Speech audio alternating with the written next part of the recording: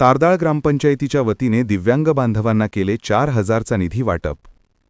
हातकणंगले तालुक्यातील तारदाळ ग्रामपंचायत येथे सरपंच पल्लवी पोवार यांच्या मार्गदर्शनाखाली दिव्यांगांना निधीचे वाटप करण्यात आले।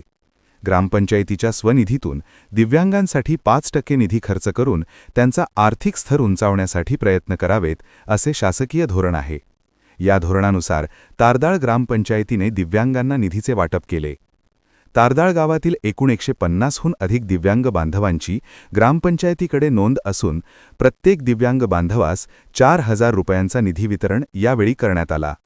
यावेळी ग्रामपंचायत अधिकारी कुमार वंजिरे, सचिन पोवार, चंद्रकांत तांबवे, सूरज कोळी, सूर्यकांत जाधव, लक्ष्मी चौगुले, अस्मिता तांबवे, रणजित पोवार, भाऊसो चौगुले, किसन शिंदे, विनायक वड्ड यांच्यासह दिव्यांग बांधव मोठ्या संख्येने उपस्थित होते।